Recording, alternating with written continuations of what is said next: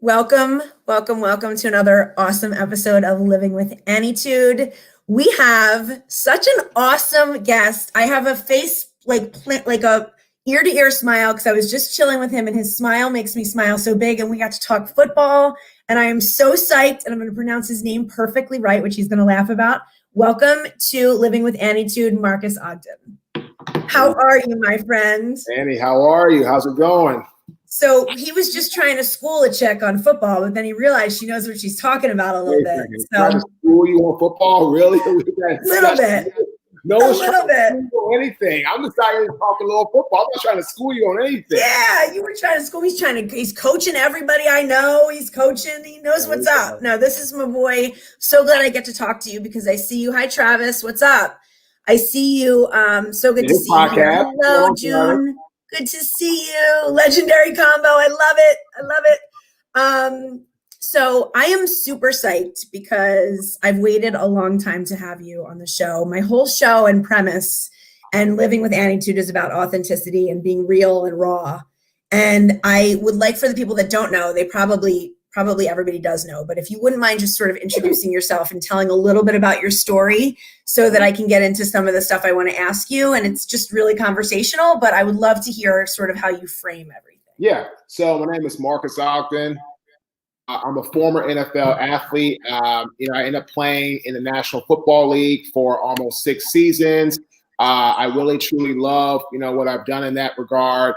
It's been really, really strong and really, really, exciting. And, it's just been really, really, exciting to do what I've done in football is awesome. But beyond football, I have I've really worked hard to build the platform of speaking. But when I left the NFL, I got into, for about 6 months, I struggled with alcohol, addiction issues, narcotics, painkillers, all the stuff that you don't need to have because I didn't really have a direction. And then from there, I founded a very successful construction business in 2008. By 2011, I was the largest African-American subcontractor in the city of Baltimore and the state of Maryland in site work. I had just turned 30 and had an 8-figure a year business. But unfortunately, as the company grew, so did my, shall we call it my empire state building ego. It just kind of got to the point where I thought everything was going to be my way or the highway. And eventually it became the highway, that's for sure. I ended up losing everything in 2013, Annie, when I made a really bad mistake. I didn't listen to my best employee. I didn't listen to him. And because of that, I ended up filing a Chapter 7 bankruptcy in 2013. And I moved to Raleigh with $400 to my name after an NFL career and an 8-figure a year business and all these awards and all these accolades and all stuff that didn't matter. As a result of that, I ended up coming to Raleigh with $400 to my name and a bankruptcy where I had 177 creditors that was on my bankruptcy docket. Wow. So that is I hate to use the pun, but quite a sobering situation, I guess, when you, and I use that word. I mean, me being somebody that has recently publicly said on my show that I'm sober as well. It's not something that I was ever ashamed of, but it's just stuff that I got involved with and shouldn't have. And my ego I felt invincible too. And I think that's a little bit sort of where you were. And it really is sort of mind-blowing how sobering that experience that you had must have been for you. And I too had experiences like that.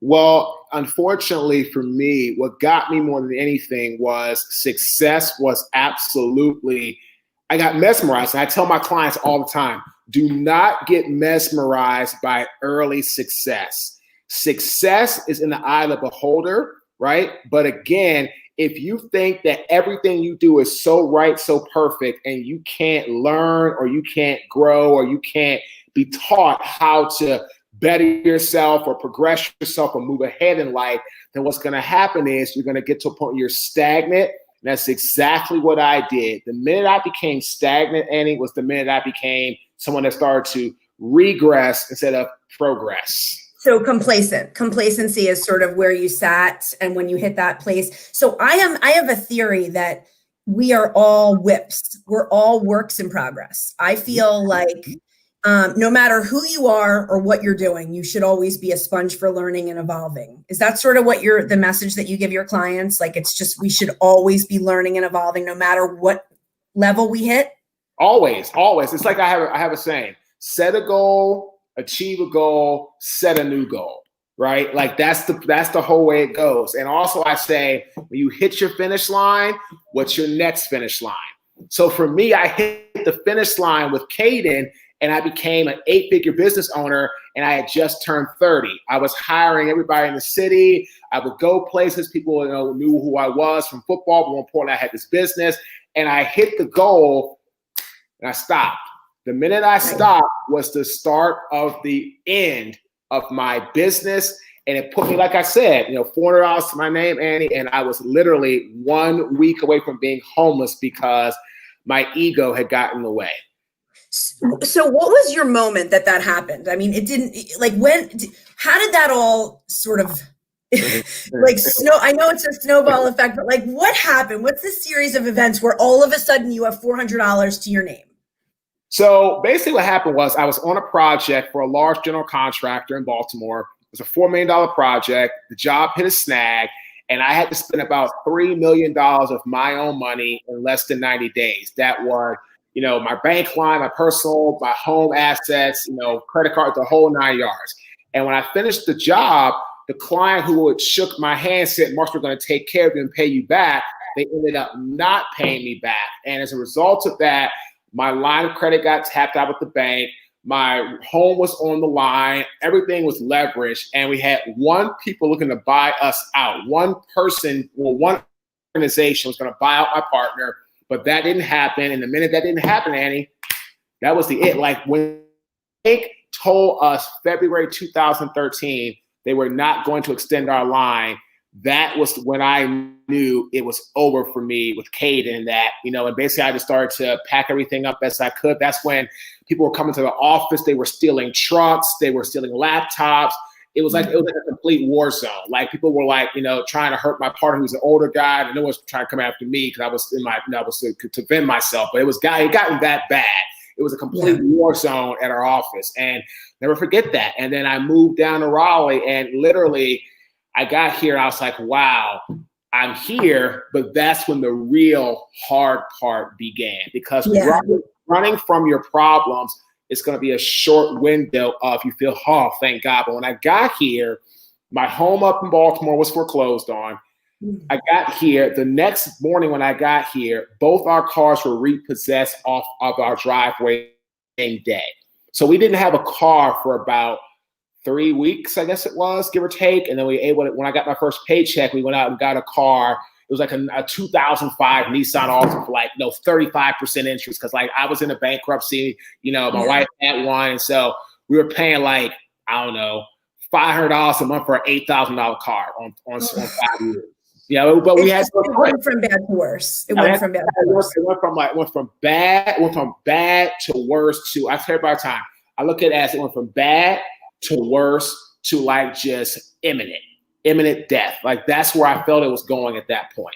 Tell me about your mental health at this point. So when you say we, you're talking about you and your wife. Obviously, I mean, I'm thinking that you have a pretty damn strong partnership going on with somebody who stood by you through all this.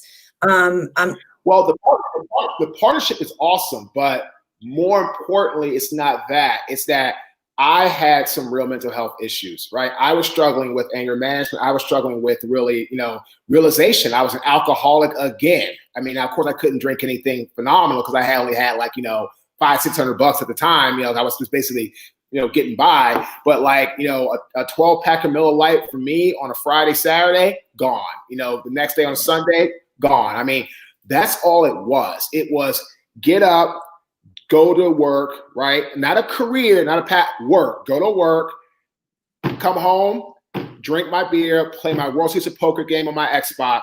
It was like I was living in a Freddy Krueger nightmare, and I was on Elm Street, and he kept chasing me every night I went to sleep. I hated going to sleep.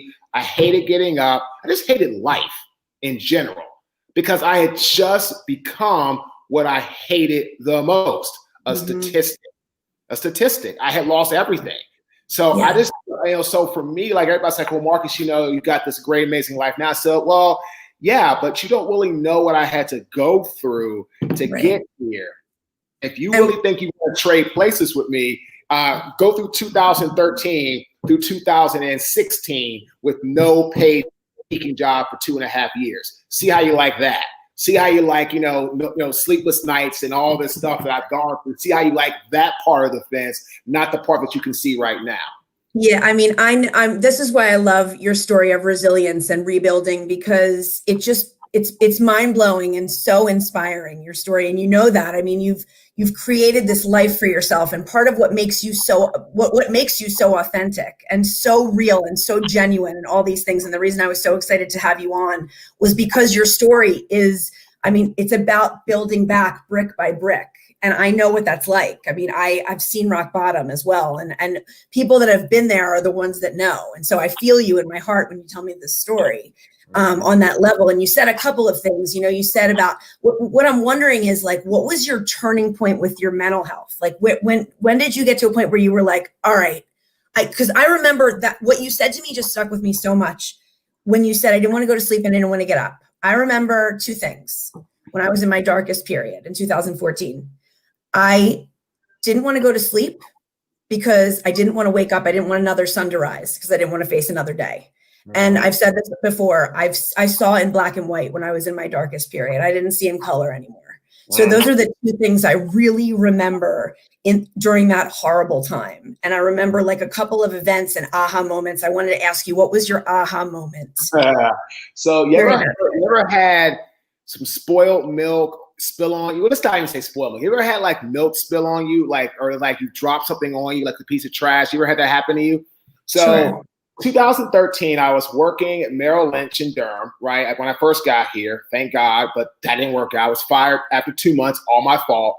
Went to a construction company the next day, got a job. They fired me 5 days later. They shut down the parts division to the organization. And I'm never going to forget this. I started coaching kids football, and we were running out of money, and a lot of the kids were starting to go into football season. So what happened was, people weren't training anymore. So one of my clients owned a janitorial business. So she said, hey, Marques, do you know anybody that needs to work graveyard shift, 10 p.m. to 5 a.m.? I need help, looking imminently. I said, how much are you paying? I said, I'm getting paid $8 an hour. I said, they have to go through a background check. She said, no. I said, you got your employee. She said, what? I said, yeah, I need a job. And she said, all right, I can pay you $8.25, Marques. That's the best I can do. I said, sold. And I'm never going to forget this. A F-150 1990 green pickup truck with the front seat missing. Like, it just had my driver's seat. The other side of the seat was completely missing. No AC. The radio station only had one station that worked. It was a death trap driving. That's what it was. But we got a car because my wife had the Altima. I need something to get from here to there. And from A to B, yeah. Right. So it's horrible. But that was I called my Fred Sanford car. So I had my Fred Sanford Green Hornet car, and I was going to my work, and I was working all the time in September, start of September. And then I had where somebody's trash, spoiled milk, rotten meat, rotten banana peels, all that got on my bare skin and body and clothes because it was 4:30 in the morning taking the trash out, and there was a rip on the front side of the bag. I was so tired, Annie. I was exhausted. I look at my check. They were $311.11 after tax, biweekly. That's what I got paid because I worked full time, right? Problem was, though, because of the little taxes and stuff like that and all that other stuff, that's all I got. 313.11 is what I got. So from there, I was just beat. And so when that trash and that rotten meat got on my bare skin and clothes, and I was like, wow.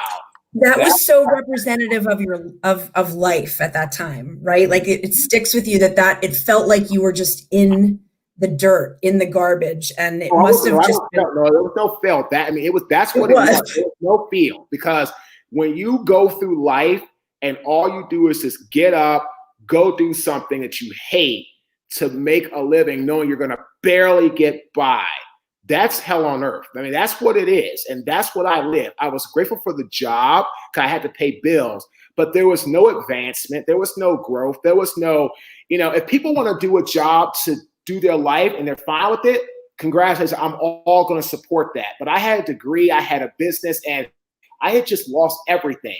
And there was no accountability. There was no ownership. And literally and truly, that moment, that I call it my spoiled milk moment, woke me up and said, Marques, change right now. You're going to be just like this. Do you remember the show Married with Children with Al Bundy? Of course.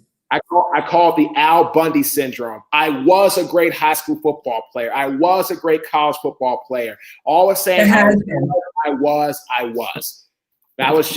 That's what my life was at that time. And so that was the time I said, enough's enough, Annie. I got to get this going back on track. And that's where it is. We have a couple comments I want to bring in because they're amazing. So Carl Sean says, great story. Anna Morgan says, hi, friends. There's so many comments. Sober life is one to remember. So glad you guys got together. This is magical. Admire you both. Yes to this. Lots of people saying hi. A great story of rebuilding. Hi, Jonathan. How are you? So authentic. Thank you for sharing. Hi. I love when people say hi. So important with so many unemployed. That's very true right now. I have a really important question. And sometimes when I have an important question, I have to sit on my hands because I get really excited. So bear with me. I just wrote it down so I wouldn't forget because I'm excited. I'm this is a really good question. So Ramona, thank you, my dear. I love you too, girlfriend. She's such a support. So my question is, from the Berg, great story. Thanks, Bill, for jumping on. My question to you, Marques, is when did you decide you wanted to share this story versus you going through this and being in the depths of despair, I would call it, and then popping back out and saying, look where I am. There's a definite piece where we both got to where we said, I'm going to share this now. So what happened is I made that revelation after the spoiled milk moment. I came home and I wrote down the 3 things I was best at. I computed that I wanted to be a speaker, and I went on that train. I said, I want to help NFL athletes not go bankrupt like I did. That was my first why. So I started the train in 2013, September, the end of that month. I got a bunch of free stuff. My first job was for a Boys and Girls Club, which I love. My grandfather worked for them for 60 years as a volunteer. So that was my first kind of, coming out, right? But it wasn't a career. It wasn't a job. It was something I was trying to do. It was a side hustle at the time. And I got my first paid job after 2.5 years of being told no on every job I went after. Wrong story, Marques. No message, no action steps, no this, no that. I don't want an old football player. You're not going to relate to our audience. What do you know? And then what I figured is I went back to my business side and I got my first paid job in 2016, started getting better, went to a coaching program in 2018. So now, Annie, I just got hired last Thursday. Actually, it's a Philadelphia company. It's a company, guys out of Philadelphia that hired me. They're now my 18th Fortune 500 company I will be working for in the last 4.5 years. Of the 18, 10 are Fortune 100. I've worked for 10% of our nation's top 100 companies successfully. And I tell people all the time, everybody has a story. The question I have for you, do you have the ability to tell the story that matches the audience? And can you give action steps from your life that actually equivocate and relate to that audience and their problems? And again, this is all about strategy and execution. I tell you all the time, I don't really need to hear your strategy but one time. What can you do? Tell me once. I'm good. What are you going to do to actually go through with the strategy? What are the tactical steps? Execution. So many people know what strategic planning is. Very few people I've run across know what tactical planning is. I'm talking about big companies, executives, Fortune 100 companies are like, Marques, what's tactical planning? That's when you actually break down your goals day by week, by month, by quarter to get to the year. They're like, wow, I've never heard of that. Some people are like, Marques, is tactician a word? I'm like, you better believe it. Ask the Army. Tactician is all about executing your strategy. If you don't execute, then what good is it? You're basically just taking up space. Your passion is incredible. Love the energy here, guys. Incredible powerful authenticity. Appreciate your sharing. Thank you so much for commenting. Ashley, hi, love your determination. Thank you for sharing your story. I love that you mentioned strategy, action steps, and execution. Hi, Ray. How you doing? Oh, somebody said hi to you too. Hold on. Somebody said, Scott said, Stephen and I are watching. So I coach Scott's sons. One's a senior, one's a freshman. And it was, and Steve, I'm glad you're watching. Listen to this young man. He's a 14-year-old young man. I said, Stephen, tell me your board of advisors, right? Who can you go to? Stephen's working on structure and time management at 14 years old. My God, I could barely tie my shoes at 14. Right. Strategy. And Stephen told me, of course, his parents were his wild cards and all. I tell you, he has educational stress, he has sports stress and life stress. But he told me that I am a person that he looks at when it comes to life stress he can go to. A 14-year-old young man who is and him and his brother are probably some of my best clients when it comes to note-taking, being organized. They are just 5-star. And I told Stephen, keep doing what you're doing. By the time you get to college and become a young adult, life will become so much easier. It's never going to be easy, but it'll be easier. So I'm all about action steps. I'm all about strategy. And I'm gonna give people that are watching this little tidbit on pivot, right? If every time we pivot in life, how are we gonna move? How are we gonna get to the next level? The P stands for poised, right? Are you poised in everything you do, and are you confident? I is inspired. Are you doing it for your own gain or to breathe life into other people so they can have success? V is a victory mindset. It's nice if you have a growth mindset and you want to get better for yourself. That's great. But a victory mindset is I was just telling to the guy from Philly, that's what the Eagles have right now. Because Jalen Hurts is playing where the entire team is like, I hate to say like this, screw Carson Wentz. We have a guy that's going to come in and be part of a victory for us. He's not concerned about the touch. He's just saying, look, if I can help win the game, we're going to win the game. Right. Always observing, looking around you and trying to process what needs to be done and observe with your eyes, with your ear. And T is a tactician. So that's the acronym PIVOT. Poise, inspire, victory mindset, observing tactician. I teach all of my clients, if you're gonna pivot in life, use that 1 to 2 to 3 to 4 to 5 step process. The chance of you getting the way you want to go are gonna skyrocket and go through the roof. You see what happens when you come watch the Living with Annietude show? You get free coaching from Marques Ogden right here. Everybody just got schooled on how to take care of business in like a couple minutes. Pivot. So here's the thing, right? Because every one of us has had to pivot this year. I'm used to being on stage traveling. Like I've done so many virtual events this year, right? Do I sit around and say, hey, I want to go back out to the store and speak? No, I don't have time to complain. Scott's a good friend of mine. I know him for years through LinkedIn. Scott has a saying, why complain? No one cares. And he's right. Everybody has a problem.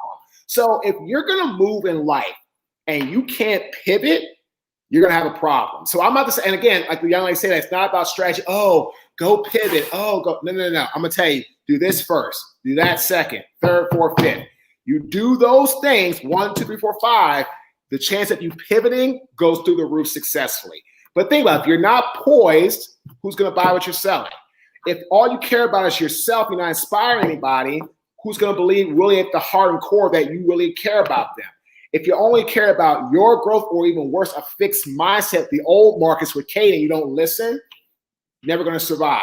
If you don't observe, the Dalai Lama has a saying, I love this quote, when you're speaking, you are regurgitating what you already know. When you're listening, you have the capacity to pick up something new. I was like, yep, that's why he's a Dalai Lama. And yes. He's a tactician. Don't give me your strategy all day. I don't need to hear all that. Like a lot of speakers say, well, go do that strategy, go do that strategy. I'm like, well, that's great, but how can I actually do it? And they're like, well, just pivot. Well, how do I pivot? Well, I don't know. I'm like, well, then why are you here? Like, what are you doing? Why am I listening to you? So, I mean, it's all that. And so I tell my clients all the time, you have to be the shining light. I told this to Stacy on our call today. You have to be a beacon of light in the darkness. Otherwise, people are going to eventually just fizzle and burn out. You've had some very notable quotes. People are commenting on the right side of my screen here. You've had some Dalai Lama-esque quotes, Marques. You really have tonight. So thank you for that. I want to ask you one more question before the end of our time. What was your support system like through all this? I mean, did you have a real support system, or was it kind of like, for me, it was like a whole lot of emptiness when I went through my struggles. There was not a whole lot there. I had to build, I had to gain trust again. I didn't have a lot. I've had some really, except for my brother, I've had a really, tough time with my side of the family through this. And my father, my main three supports have been gone for years. My father and both of my grandparents. My mom's parents have been gone for several years. My wife and her family were amazing. I have a few friends, on less than 5, that believed in me when I started this journey. And everybody said, Marques, go coach high school football. What are you doing? You want to be the next Tony Robbins. Well, I'm not white, so that's not going to happen. No. I'm not in Shallow Hal with Jack Black. So no, I'm not going to be Tony Robbins. You're right. I'm not. And, I like the way I look, so I'm good. But it was all negative. It was always like, well, what about this? And what about that? And so what do you do this? And I tell people all the time, when people are portraying or sharing negativity on you, it's because they're too afraid to go out and do something great for themselves. And so I had to literally go through so much negativity, adversity to get where I am today. And now everybody's like, oh, Marques, I knew you could do it. Oh, really? Yeah, I bet you did. Oh, I bet you did. what the hell you say? What? You're not the same person who was told me, go coach football. You're going to be a custodian forever because you're not smart enough, or you're not hardworking enough, all that type of stuff. And it really and truly is interesting is that I'm the same person. I don't care if I work for 18 Fortune 500 companies, 500. I don't see that. I see people. This is who I am. You treat me right, I'll treat you right. I don't have time for negativity. I don't have time for BS. I coach a lot of people. I have like 35 one-on-one clients that I work with, and I have a company that's 35% of our nation's ketchup, Red Go Quality, second largest producer of ketchup in our country behind Heinz. And I love working with them because they don't see me as anything than a consultant that brings value to an organization. And I had to work hard with they were beat up by some of the leadership, and they were feeling like they weren't able to have inclusion. And I had to work. I'm actually posting a video tomorrow about how a great culture is when you have people that feel that their opinions really do matter. If that happens, you're primed for success. I'm actually posting that tomorrow on my LinkedIn, on my social media, because I think it's a very important video. But back to what you were meaning to say, I had no support system other than a few people. That was really it. I know how that is too. And it's hard. You really, really are a story of overcoming, and it's very inspirational. I mean, everybody on the side of the comments, first of all, I have to put my son up. Hi, Sammy. He's watching. He was so excited. Yeah, that's my son downstairs. He stopped Fortnite to comment. I want you to know. How old is he? He's 11. He's 11. So he was like, NFL, I was like, yeah. So it's interesting. Can you see what I have on my shirt right there? Well, now you can. Perseverance. Right. So this right here it's interesting. I'm actually going to be doing a post later in the week too about, back in 2005 and 6, I had my favorite uncle passed away, and then my dad, within 6 months of each other. And I got tattoos, pain and suffering on my back. My pain's on my left, and then suffering's on my right blade. And then I've got better after a little bit of time. And then I had my uncle's name, my grandmother, my dad's mother, and then my dad's picture, a huge portrait picture surrounding pain and suffering. And I did that because it's like when I feel that, it's those three are my angels to help me get back grounded. And I want to tell people 2020 has been a rough year. Trust me. There's been a lot of athletes that I've known or met that have passed away. It's just been rough. But what I'm getting at is that who can you go to? So if I need to feel or think about something positive, I go to one of those three people. all of them. Or if I have people I can go and talk to on the phone, I do that. So I'm going to challenge people in this post later in the week to really just find people they can talk to, or people that are gone, just take a minute and think about them and get back on a positive mindset. Because the pain of suffering never goes away, but it gets less and less. And 2020 will never go away. It'll always be in history as that year. But you can make it through it, right? Again, perseverance, adversity overcoming, all that plays into your show, into your message. And as a guy that went from 2013, and I was bankrupt, wanted me to go back. I was so broke I couldn't file a bankruptcy. It took me 6 months to file a bankruptcy. So I was broke. I was trying to file a bankruptcy. I had a home repossessed, foreclosed on, same thing. I had both cars repossessed in the same day. Credit went from an 850 to a 300.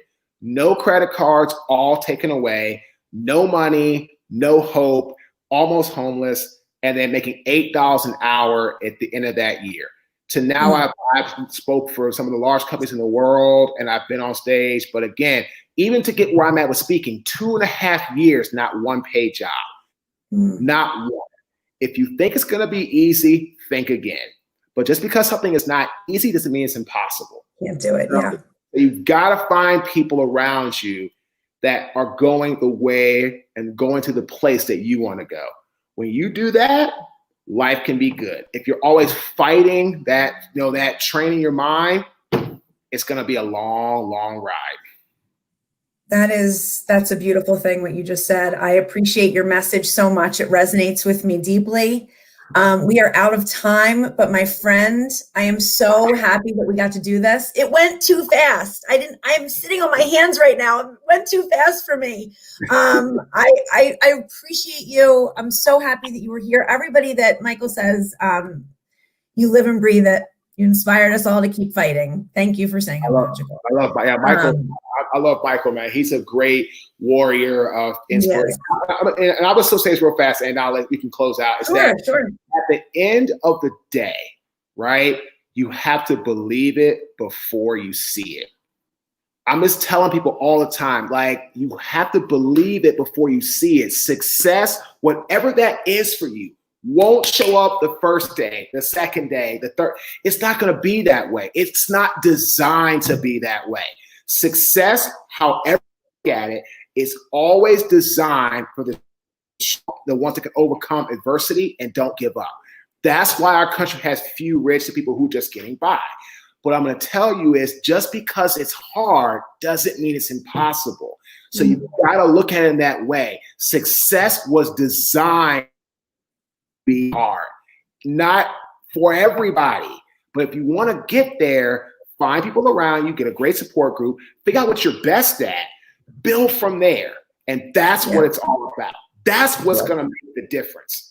Darren, that's my other coaching client of mine, Darren. I coach Darren. Everybody's showing up for you. Everybody's showing up for you. No. They're showing. They're showing. Oh, Dr. Darren. I haven't seen Darren, dude, since I haven't seen Darren. This is so exciting. I have not seen Darren since 2000. We were at Howard together. That's the last time I saw him. He saw me on 350 with an afro on the football field, looking like Fat Albert's younger brother or mixed with Barney. I'm happy you want to call me. Whatever you want to call me, I a hamburger, let's eat everything up. That's the last time I saw Darren, man. It's good to see a Howard guy, man. Now that's what I'm talking about. Good support, everybody. Good support. You are a very, very special man. So you know that. I'm glad you're here with me. It was an honor to have you, and I hope we can do it again.